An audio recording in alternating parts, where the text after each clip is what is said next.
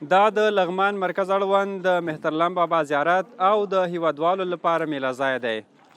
دلته راغلي یو شمېر سیلانیان وایي که څه هم په هیواد کې وروستۍ غمیزې خوښۍ کمرنګې کړي خو هڅه کوي چې د اختر له خوږو شیبو څخه یو څه خوند واخلي.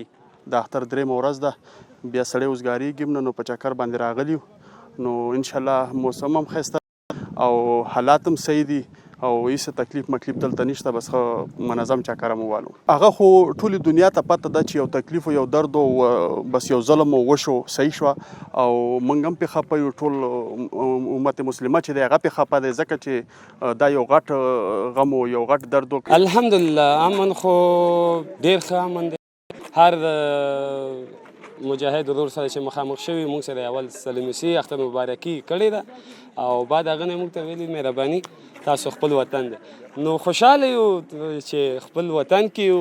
موږ د نورو مسافرینو نه او نورو دوستانو نه هم دغه توقع تقاضا دغه شی ده چې خپل وطن ګل وطن. په ورته وخت کې یو شمېر نور سیلانیان بیا وایي خوښ دي چې په هیواد کې داخلي جګړې له منځه تللي او هیوادوال په سوله ییزه فضا کې خپل د خوښۍ شیبې لمانځي. د ننګرهار نه راغلي غواړو دلته خپل وخت ساعت تیر کو او الحمدلله امن امنیت دی، نو هیڅ هم نشته، بس امنیت برقراره دی.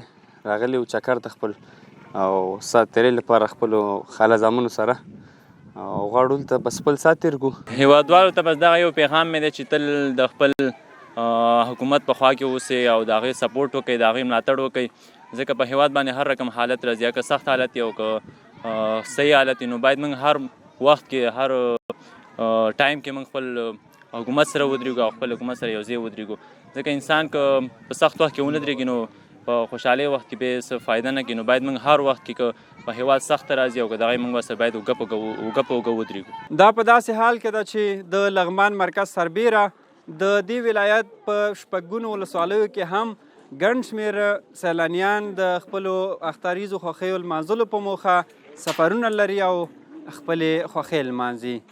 هدایت الله دانش، د افغانستان ملي ټلویزیون، لغمان.